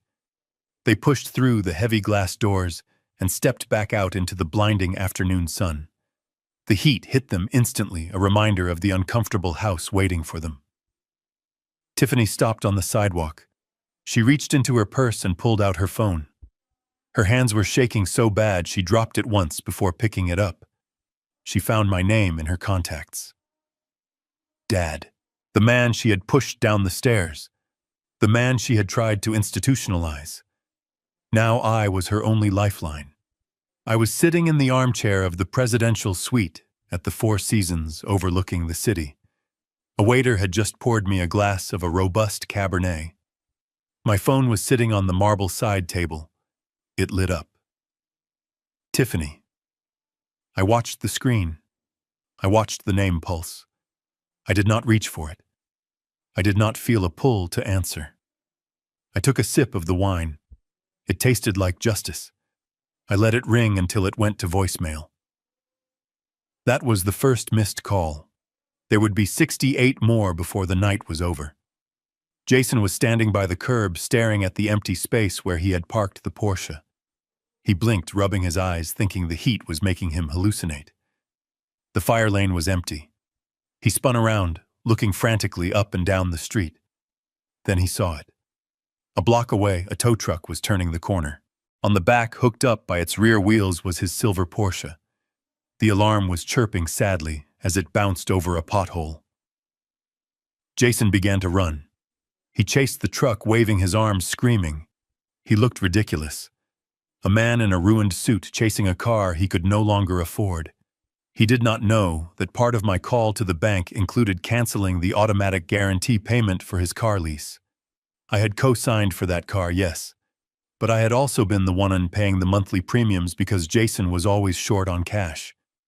When I flagged the accounts, the leasing company was notified of a default. And because the car was parked illegally in a fire lane, the city tow truck was already there. It was a perfect storm of bureaucracy and bad luck. He stopped running after a block, bending over, gasping for air. He watched his status symbol disappear into traffic. He was stranded. He had no car, no money, no power, and a wife who was screaming at a phone that no one would ever answer again. He turned back to look at Tiffany. She was still holding the phone to her ear, listening to my voicemail greeting. The one where I say, leave a message and I will get back to you. She was realizing with a creeping horror that I would never get back to her. They were alone, and the temperature was still rising. The ride back to the house was the longest 20 minutes of their lives. Without the Porsche, Jason and Tiffany were forced to call an Uber, and because their credit cards were frozen, they had to use a prepaid debit card Tiffany had found in the bottom of her purse, one she used for online shopping returns. It only had enough balance for an economy ride. They sat in the back of a dented Toyota Camry that smelled faintly of stale cigarette smoke and pine air freshener. The air conditioning in the car was weak, blowing lukewarm air onto their sweaty faces. They did not speak. The silence between them was thick with accusation. Jason was staring out the window, his jaw clenched so tight I could practically hear his teeth grinding from my hotel room. Tiffany was scrolling frantically through her phone, deleting Instagram posts from the brunch, erasing the evidence of their celebration, as if deleting a photo could undo the reality of their bankruptcy. They turned the corner onto our street, expecting to see the dark, silent house waiting for them like a tomb. But what they saw made Jason curse loudly and lean forward to grab the front seat. The driveway was not empty. It was blocked by 2 police cruisers, their red and blue lights flashing silently in the afternoon sun, reflecting off the windows of the house like a strobe light in a nightmare. Jason told the driver to stop. He scrambled out of the car before it had even fully halted. Tiffany followed him, tripping slightly in her heels on the uneven pavement. In their delusion, they thought this was good news. They thought the police were there because I had been found. They thought I was sitting in the back of one of those cruisers, confused and apologetic, ready to be handed back to them so they could ship me off to Silver Horizon and get on with their sale. Jason marched up the driveway, adjusting his ruined suit jacket, trying to summon the ghost of his authority. He approached the lead officer, a tall man with a buzz cut and a face carved out of granite. I knew him. Officer Miller. He was the son of a contractor I had worked with for 20 years. He was a good man who had no patience for bullies. "Officer, thank God you are here," Jason said, putting on his best concerned citizen voice. "My father-in-law, Harold Foster. Did you find him? Is he in the car? We have been worried sick. He wandered off this morning and he has severe dementia." Officer Miller did not smile. He did not offer a handshake. He stood with his thumbs hooked in his tactical vest, looking down at Jason with a mixture of boredom and disgust. "Mr. Jason Reed?" the officer asked. "Yes, that is me," Jason said, puffing out his chest. "And this is my wife Tiffany. We are the owners of this property." Officer Miller ignored the claim of ownership. He reached into his patrol car and pulled out a thick manila envelope. He did not hand it to Jason. He walked past him and handed it directly to Tiffany. "Mrs. Tiffany Foster Reed, you are being served with a temporary restraining order issued by the Honorable Judge Davidson this afternoon. It mandates that you stay at least 500 yards away from Mr. Harold Foster at all times. It also forbids you from entering this property effective immediately, pending a hearing on the eviction notice." Tiffany froze the envelope, shaking in her hand. "A restraining order," she stammered. "But he is my father. I take care of him. This is a mistake. He is sick. He does not know what he is signing." The officer's expression hardened. "It is no mistake, ma'am. Mr. Foster came into the precinct personally 2 hours ago. He was very lucid. He gave a detailed statement regarding the events of last night." Jason stepped in his face, flushing red. "This is ridiculous. The old man is making things up. He fell. He tripped over his own feet. You cannot ban us from our own house based on the ramblings of a senile man who fell down the stairs." Officer Miller turned his gaze to Jason. It was a look that could strip paint. "We are not basing this on ramblings, Mr. Reed. We are basing this on the evidence provided by the victim. And by the way, this is not just a civil matter regarding the house. Mrs. Reed, you are officially under investigation for second-degree elder abuse and assault causing bodily injury." "Assault," Tiffany shrieked. Her voice cracked, echoing off the stone facade of the house. "I never touched him. He fell. Ask anyone. Ask my husband." Jason nodded vigorously. She was nowhere near him. "I saw the whole thing." Officer Miller sighed. He reached for his belt and unclipped a ruggedized tablet. He tapped the screen a few times and then turned it around so they could both see it. "Mr. Foster provided us with security footage from the living room camera," the officer said. The blood drained from Tiffany's face so fast, she looked like she was about to faint. Jason stopped nodding. He stared at the screen. "I had watched the footage myself before handing it over. It was damning." The high-definition camera captured the entire living room in crisp detail. It showed the party. It showed me standing at the top of the stairs. It showed Tiffany leaning in, whispering something. And then it showed the shove. It was not accidental. It was not a stumble. It was a deliberate, forceful extension of her arm and elbow into the small of my back. The video played in silence on the small screen. They watched me fall. They watched my head hit the marble. They watched Tiffany stand over me and kick my leg. They watched Jason refuse to call for help. Officer Miller paused the video right at the moment of the kick. "That looks like assault to me," the officer said quietly. "And the refusal to seek medical aid for a head injury creates a secondary charge of criminal negligence. The district attorney is very interested in this case." Tiffany dropped the envelope. It hit the driveway with a soft slap. She looked at the tablet, then she looked at the house. She looked at the dark windows where the camera was mounted. He knew she whispered. Her voice was trembling. He knew the camera was on. "He told us he turned it off last month because of a glitch." "He lied," Officer Miller said. "Mr. Foster seems to be very sharp for a man with dementia. In fact, he gave us the master override codes to secure the footage before you could delete it."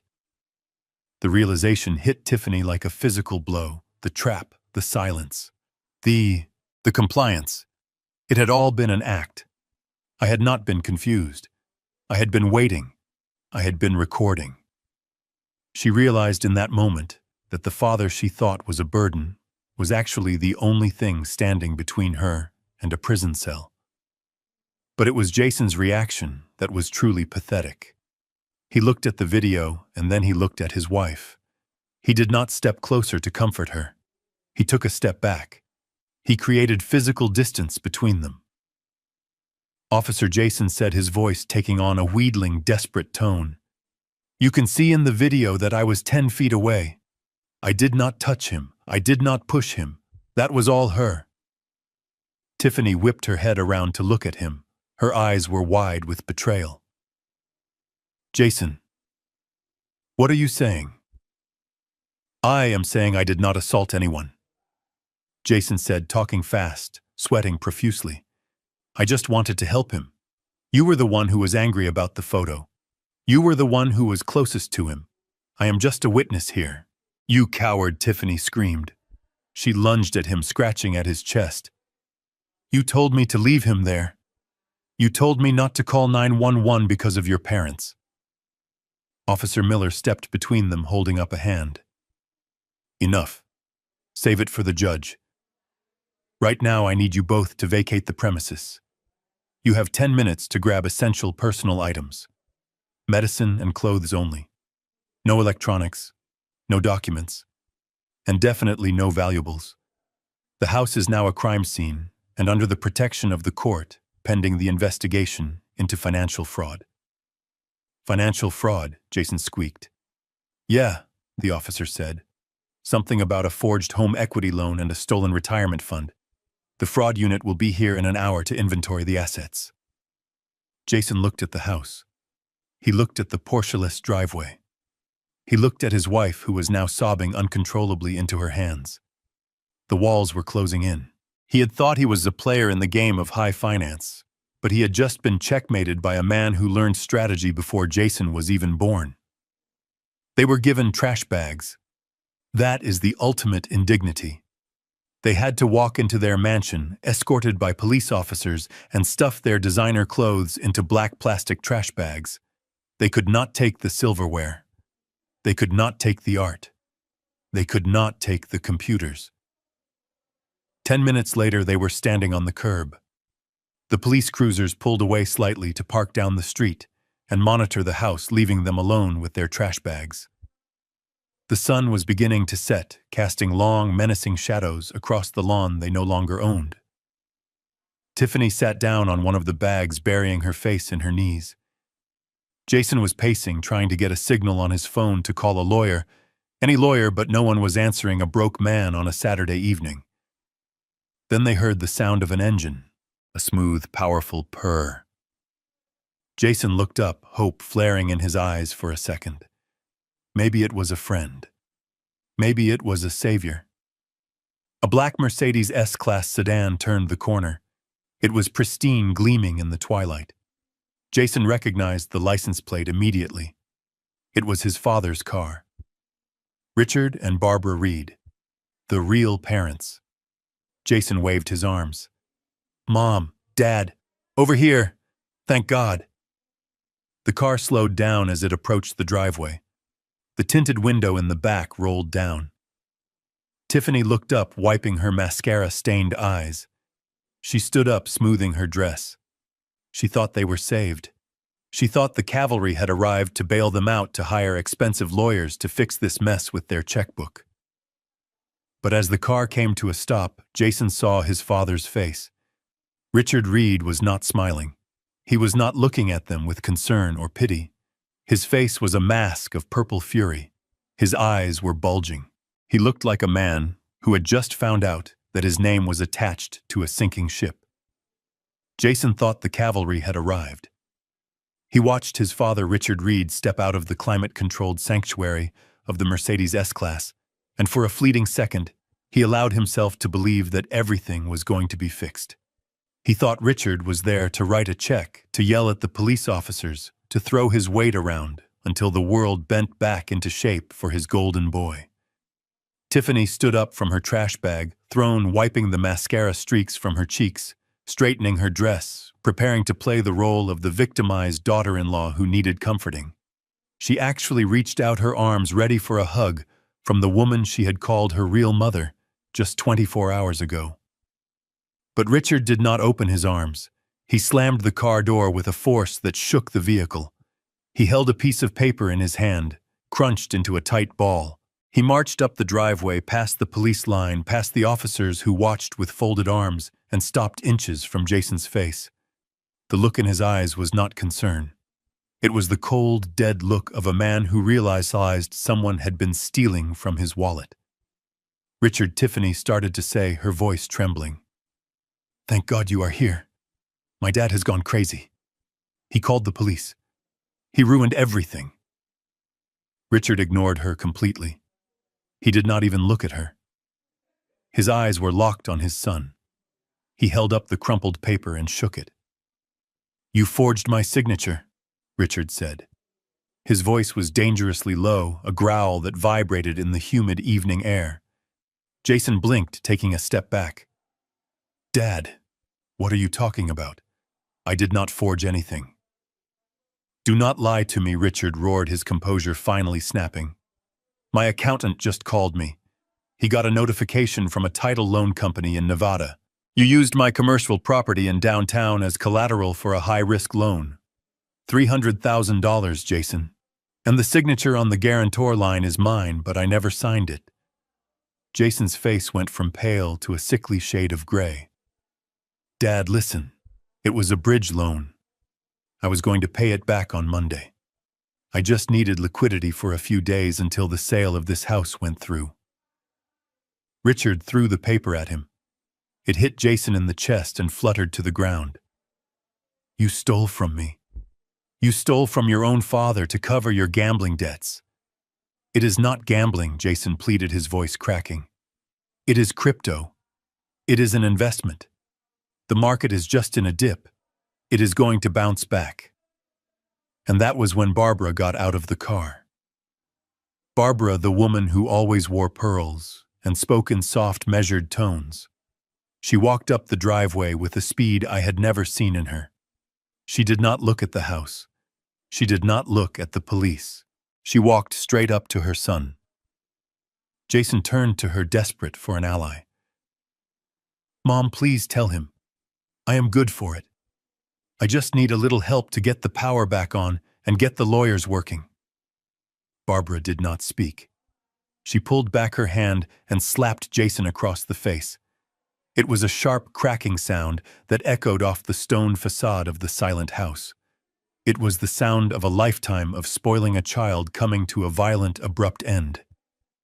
Jason stumbled back, clutching his cheek, staring at his mother in shock. "You are a thief," Barbara hissed. Her face was twisted in disgust. "We trusted you with the family trust fund. We let you manage the portfolio because you said you were a genius. You said you were outperforming the market." "I was," Jason stammered. "I was up 200% last year." "And where is it now?" Barbara screamed. "Where is the money, Jason? The account is empty. We checked it on the way here after Richard got the call." $2 million, Jason. Where did it go?" Jason looked at his parents. He looked at Tiffany. He looked at the police officers who were now watching the domestic dispute with mild interest. He had nowhere to hide. The facade of the successful investor, the brilliant entrepreneur, crumbled into dust.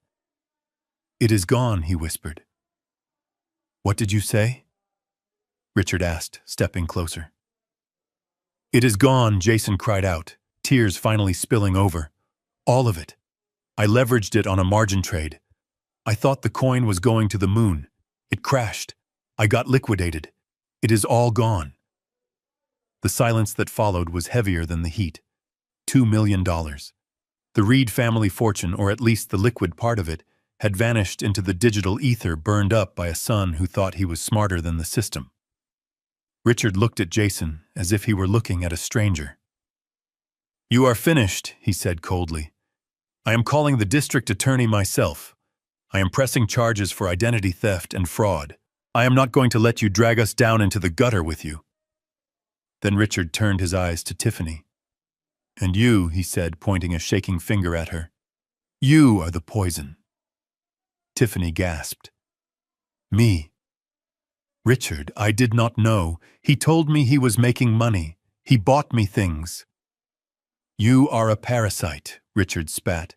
"Ever since Jason married you, he has been trying to keep up with your demands. The vacations, the clothes, the renovations on this house. You bled him dry and he stole from us to feed your ego. You are a curse, Tiffany. You are a comet of bad luck that crashed into our family." Tiffany's face crumpled. She looked at Barbara. "Mom, please. You know me." "I am your daughter. I am not your mother," Barbara said, her voice like ice. "And you are not my daughter. My daughter would not be standing on the side of the road with a trash bag. My daughter would not have assaulted her own father and gotten herself involved in a criminal investigation." "But I did it for you!" Tiffany screamed. The desperation in her voice was painful to hear. "I pushed him out for you. I tried to put him in that home so we could sell the house and be like you. I wanted to be on your level. I chose you. I chose you over my own dad because I wanted to be a Reed." She took a step toward Barbara, her hands reaching out. "I am one of you." Barbara took a step back, pulling her cashmere shawl tighter around her shoulders, as if Tiffany were contagious. "We do not have a daughter who is poor," Barbara said flatly. "And we certainly do not have a daughter who is going to prison. You are on your own." She turned around and walked back to the car. Richard followed her, not looking back at his son. "Wait," Jason yelled, running after them. "Dad, you cannot leave us here. We have no money. We have no power. We have nowhere to go." Richard stopped at the car door. He looked at Jason one last time. "You have a trash bag," Richard said. "I suggest you start collecting cans. It is the only honest work you are qualified for." He got into the car. The engine roared to life. The Mercedes reversed down the driveway, the tires crunching on the gravel. Jason ran alongside it for a few feet, tapping on the glass, mouthing the word, "Please." But the windows remained up. The car accelerated, merging onto the main road, and disappeared around the bend, taking the last shred of hope with it. Jason stood in the middle of the street, watching the red taillights fade. He was alone. He turned back to the driveway. Tiffany was still standing there. She was not crying anymore. She was staring at the spot where the car had been. The reality of her choice was settling in. She had traded a father who loved her unconditionally for a set of in-laws who loved her conditionally. And she had just failed the condition. She looked at Jason. Her eyes were full of hate. "You lost their money too," she whispered. Jason did not answer. He walked past her, dragging his trash bag, and sat down on the front steps of the dark house. The sun had fully set now. The streetlights flickered on, casting long, eerie shadows across the lawn. The house behind them was a black void. The heat from the day was trapped inside, radiating out through the glass. It was 90 degrees in that house. The water was off. The fridge was warm. The internet was dead. Tiffany sat down on the bottom step, as far away from Jason as she could get. She pulled her knees to her chest. "I am hungry," she said into the darkness. Jason laughed. It was a broken manic sound. "Well," he said, "I hope you like warm caviar, because that is the only thing left in the pantry." They sat there in the silence, two people who had thought they owned the world just this morning, now ruling over nothing but a kingdom of darkness and debt. And miles away, in a room full of light and cool air, I watched the city lights twinkle, and I waited for the final act to begin. The police had done their job. The parents had done theirs. Now it was time for the world to finish them off. 7 days. That is exactly how long it takes for a kingdom to turn into a slum when you cut off the life support. I was not there to see it, but I received detailed reports from the private investigator I had parked down the street. For 1 week, Tiffany and Jason lived like squatters in a $5 million mansion. The temperature inside the house hovered around 95 degrees during the day. The smell of rotting food from the warm refrigerator permeated every room, seeping into the silk drapes and the plush carpets. They could not flush the toilets properly because there was no water pressure, so they had resorted to using buckets from the swimming pool, which was turning a sickly shade of green as the filtration system failed. They were eating cold ravioli straight from the can. Tiffany, the woman who used to send back a latte if the foam was not perfectly symmetrical, was now sitting on the floor of her custom kitchen, scraping tomato sauce out of a tin with a plastic spoon. Jason had stopped shaving. He wandered the hallways in his boxers, muttering to himself, terrified to step outside because he knew the neighbors were watching. They were waiting for a miracle. They were waiting for Richard and Barbara to come back. They were waiting for the bank to realize it was a mistake. They were waiting for me to call. But the phone never rang. The only thing that arrived was the stench of their own failure. On the morning of the 8th day, the silence was finally broken. It was not the sound of the power coming back on. It was the sound of gravel crunching under heavy tires. I had timed this perfectly. I wanted them to be weak. I wanted them to be broken down by the heat and the hunger, so they would not have the strength to fight what was coming next. Sarah Jenkins pulled up to the house in her silver sedan. Behind her were 2 sheriff's cruisers and a moving truck. Not a luxury moving service, but a foreclosure crew. The kind of men who get paid to clear out debris, not handle antiques. Jason saw them through the window. He scrambled to the front door, putting on a dirty t-shirt, thinking maybe, just maybe, this was the help he had been praying for. He threw the door open. The blast of hot, stale air sound that hit Sarah in the face must have been staggering. Sarah did not flinch. She stood on the welcome mat, cool and composed in her navy blue suit, holding a leather portfolio. Beside her stood Sheriff Miller, the same man who had served the restraining order. "What is this?" Jason croaked. His lips were cracked from dehydration. "Are you here to turn the power back on?" Sarah looked at him with the kind of professional disdain reserved for cockroaches. "Mr. Reed, I am not the utility company. I am Mr. Foster's attorney, and this is Sheriff Miller, who is here to enforce a writ of immediate possession." Jason blinked, his brain sluggish from the heat. "Possession? We own this house. My name is on the deed." "Not anymore," Sarah said calmly. She pulled a document from her portfolio. "You see, Jason, when you and your wife attempted to sell the property, without the consent of the life tenant, you triggered a default clause in the original transfer agreement. But more importantly, when you were charged with elder abuse and financial fraud against the life tenant, you activated the bad actor provision under state property law." She stepped closer, her voice sharp as a razor. "You tried to harm the person who gave you this home. You tried to steal the equity." A judge reviewed the evidence this morning, including the video of the assault and the forged loan documents. He issued a summary judgment. The transfer of the deed has been nullified due to fraud and duress. Ownership has reverted entirely to Harold Foster, effective immediately. Tiffany appeared behind Jason. She looked like a ghost. Her hair was matted, her face pale. "What does that mean?" she whispered. "It means you are trespassing," Sheriff Miller said, stepping forward. "You have exactly 30 minutes to vacate the premises. Whatever you can carry in your hands is yours. Everything else stays in the house until the forensic accountants finish their inventory to see what else you stole." 30 minutes, Tiffany screamed. Her voice was shrill, hysterical. "We live here. You cannot just kick us out. We have rights. This is my house." "You forfeited your rights when you pushed your father down the stairs," Sarah said coldly. "And frankly, you should be grateful, Mr.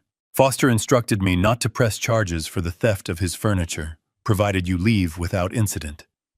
If you argue, the sheriff is authorized to arrest you both for violation of a court order and criminal trespassing." The clock started ticking. It was chaotic. It was pathetic. Jason and Tiffany ran through the house, grabbing whatever they could. But what do you grab when your life is built on vanity? Tiffany grabbed her jewelry box only to remember that she had pawned most of the good pieces months ago to pay off credit card bills. Jason grabbed his collection of watches, but his hands were shaking so bad he dropped a Rolex on the tile floor, shattering the face. The movers did not wait. They started hauling things out. They were not packing boxes. They were clearing the space. They took the sofas, the dining chairs, the massive flat-screen TV that Jason hadn't paid off yet, and they put them on the front lawn. It was not a move. It was an exorcism. 25 minutes later, they were standing on the driveway. The sun was beating down on them. Around them lay piles of their possessions. Tiffany's designer dresses were heaped on the grass like dirty laundry. Jason's golf clubs were leaning against a fire hydrant. Jason looked at the pile. He looked at the sheriff, who was standing by his car, hand resting on his belt. Then he looked at his wife. Tiffany was clutching a Louis Vuitton handbag, sobbing. "Jason, do something. Call your dad again. Call someone. We cannot be on the street. Where are we going to go?" Jason looked at her. He saw the sweat streaking her makeup. He saw the desperation. And for the first time, he saw the anchor that had dragged him down. He blamed her. In his twisted mind, this was all her fault. If she hadn't pushed me, if she hadn't needed this house, he would still be a traitor with a future. "I am not going anywhere with you," Jason said. Tiffany stopped crying. She looked at him. "What?" "You heard me," Jason said, backing away. "This is your family. This is your crazy father. I am not going to prison for you. I am not going to be homeless with you." He turned around. He did not grab a bag. He did not grab a box. He just started walking. He walked fast, heading toward the main road, where he could maybe hitch a ride or disappear into the city. "Jason," Tiffany screamed. "Jason, come back! You cannot leave me here!" He did not look back. He broke into a jog, a coward running from the wreckage he helped create. Tiffany stood alone in the middle of the driveway. She was surrounded by millions of dollars worth of real estate that she could not enter, and thousands of dollars of clothes she could not wear. She was holding a bag that was worth more than most people's cars, but it contained absolutely nothing of value. No keys, no money, no home, no husband. She fell to her knees on the hot asphalt. She let out a scream that was not anger anymore. It was pure, unadulterated grief. She screamed my name. "Dad. Daddy, please. I am sorry." She looked up, tears blurring her vision. And that was when she saw it. Parked down the street in the shade of an old oak tree was a long black limousine. It had been there the whole time, silent and observant. Tiffany scrambled to her feet.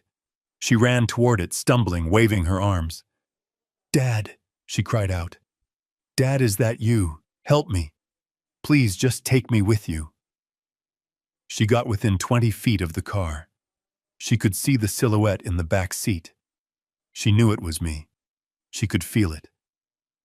The tinted rear window rolled down, just a few inches, enough for her to see my eyes. I was not smiling. I was not crying. I looked at her with the same detached curiosity one might have for a stranger on the news. I looked at the daughter who had kicked me when I was down. I looked at the woman who had told me to die so she could get paid. "Dad," she sobbed, reaching out a hand. I did not say a word. I simply pressed the button. The window rolled up with a soft, decisive hum. The lock clicked. I tapped on the partition. The driver understood. The engine purred to life. The car pulled away from the curb, moving smoothly, effortlessly. I did not look back in the rearview mirror. I did not need to see her shrinking figure in the distance. I knew exactly where she was. She was right where she belonged, in the past. As the car turned onto the highway heading toward the airport and my new life in Italy, I poured myself a glass of sparkling water. It was cold. It was crisp. And for the first time in years, it tasted completely sweet. The fall was over, and I was the only one left standing. It has been 30 days since I walked out of that house and stepped into the black limousine. 30 days is not a long time in the grand scheme of a life that has spanned nearly 8 decades, but these last 4 weeks have felt longer and richer than the previous 10 years combined. I am currently sitting at a small wrought iron table in a piazza in Florence, Italy. The air smells of roasted coffee beans and ancient stone. The morning sun is warm on my face, but it is a gentle warmth, not the stifling, oppressive heat of that dark house in Lake Tahoe. My knee, the one that throbbed constantly from the stress and the fall, has surprisingly stopped hurting. It turns out that carrying the weight of ungrateful children was far heavier than any physical load I ever bore as an engineer. I have rented a small villa on the outskirts of the city. It has a garden filled with olive trees and a terrace that overlooks the cathedral dome. I do not have a housekeeper. I cook my own meals. I walk to the market every morning to buy fresh bread and tomatoes. I have found a joy in these simple, solitary tasks that I thought I had lost forever. I am not lonely. In fact, for the first time in a decade, I feel completely understood. I joined a local club for retired architects and engineers. We meet twice a week to drink wine and argue passionately about the structural integrity of the Roman aqueducts. They do not know me as the old man who needs to be put in a home.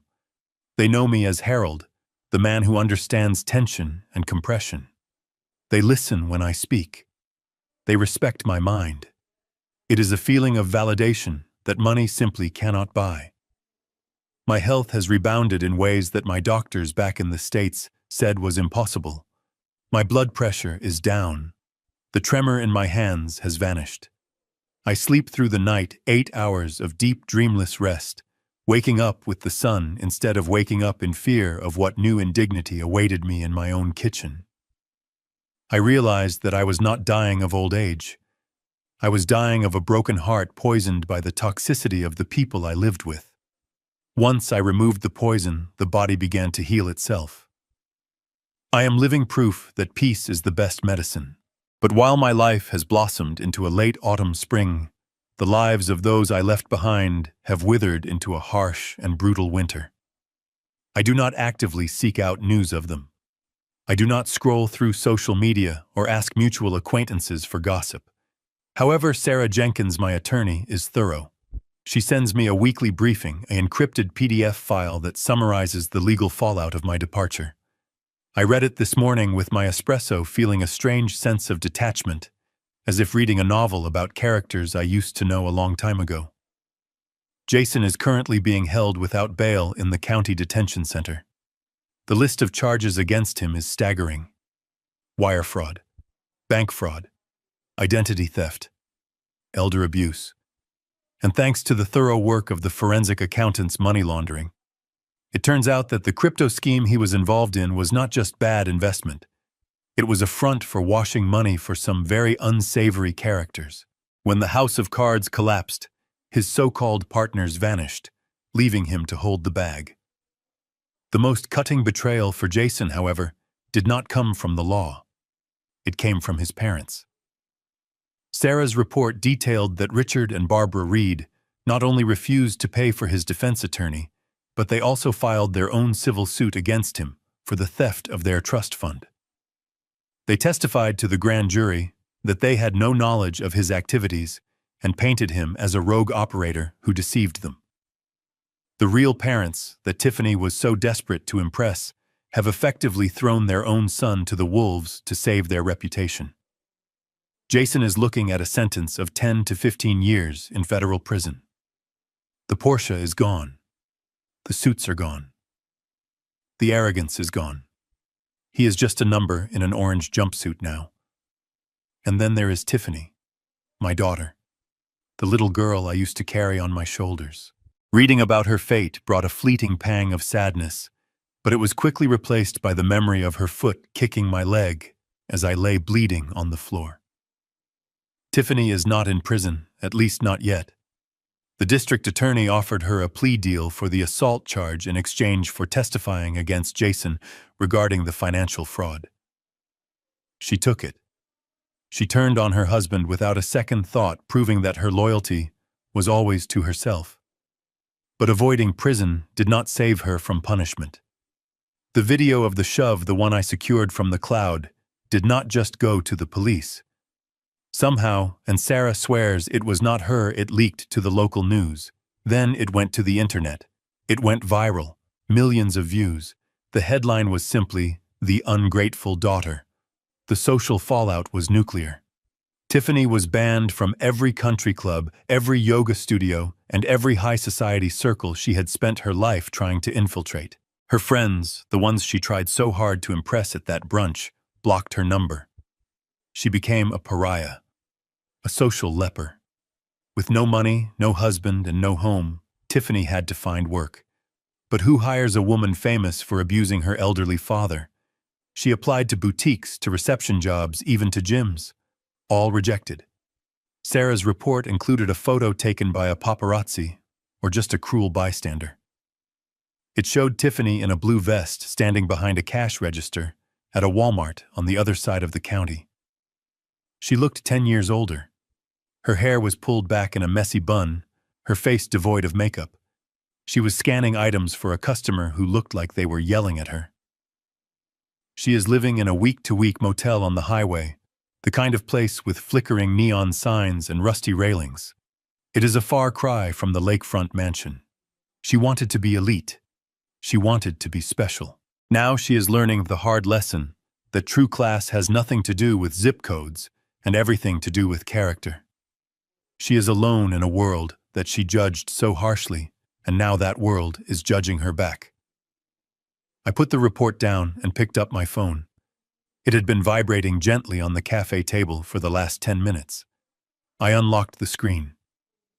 The notification bubble on the phone app was red and angry. 69 missed calls, all from the same number. Tiffany. She had been calling all night my time. 69 times she had dialed the number of the man she wished was dead. 69 times she had panicked, realizing that the safety net she had slashed was the only thing that could catch her. There was also a new email. The subject line was simply, "Dad, please read in all capital letters." I opened it. It was a wall of text. I skimmed it. It was exactly what I expected. There was no accountability. It was a manifesto of victimhood. "Dad, I am starving. Dad, the motel is scary. Dad, Jason forced me to do it. Dad, Richard and Barbara are monsters. Dad, you have so much money. Just send me a few thousand. Dad, I am your daughter. How can you do this to me?" She did not ask how my head was. She did not ask if I was happy. She only asked for a wire transfer. Even at rock bottom, she saw me as a wallet, not a person. I looked at the phone. I looked at the reply button. It would be so easy to type a few words, to send a little money, to ease her suffering. That is what a father does, right? A father protects. But then I looked at the scar on my hand, the one I got climbing over the wall to escape my own home. I realized that saving her would be destroying myself. I had protected her from the consequences of her actions for 35 years, and it had created a monster. The most loving thing I could do now was to let her feel the full weight of her own life. I did not feel happy.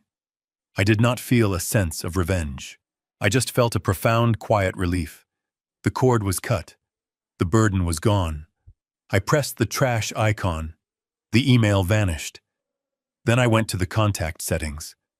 I scrolled down to the bottom and pressed block caller. The phone went still. The vibrations stopped. The connection was severed, this time forever. I put the phone back in my pocket and signaled the waiter for the check. I stood up, adjusting my linen jacket. I had a tour scheduled in an hour. I was going to take the train to Pisa. I wanted to see the Leaning Tower. I have always been fascinated by it. A structure that was flawed from the beginning, built on unstable ground, yet somehow it managed to stand for centuries. It defied gravity. It defied expectations. I walked out of the piazza, the Italian sun warming my back. I am like that tower, I thought. I was pushed. I leaned. I almost fell. But I did not collapse. I am still standing. And the view from here is absolutely magnificent. Family is not defined by blood, nor by the name on a birth certificate. Family is defined by respect, by kindness, and by how we treat each other when the cameras are off and the bank accounts are empty. I had to lose the family I was given to find the peace I deserved. And looking at the horizon wide and open and free, I knew I had made the right trade. This experience taught me the hardest lesson of all, which is that DNA is not a binding contract for respect. I spent years making excuses for my daughter, thinking that my unconditional love could fix her broken moral compass. I was wrong. You cannot build a solid home on a rotten foundation, and you cannot build a family on one-sided sacrifice. Real family is not about who you share a last name with. It is about who stands by you when the world pushes you down. Walking away was not an act of cruelty. It was an act of survival. If you are holding on to someone who hurts you just because you share blood, let go. Your peace is worth more than their inheritance. Thank you for listening to my story. If this story gave you the courage to stand up for yourself, please hit the like button and share it with someone who needs to hear it. And tell me in the comments below, have you ever had to cut ties with a toxic family member to save your own sanity? I will be reading your stories. Don't forget to subscribe for more lessons from a life well lived.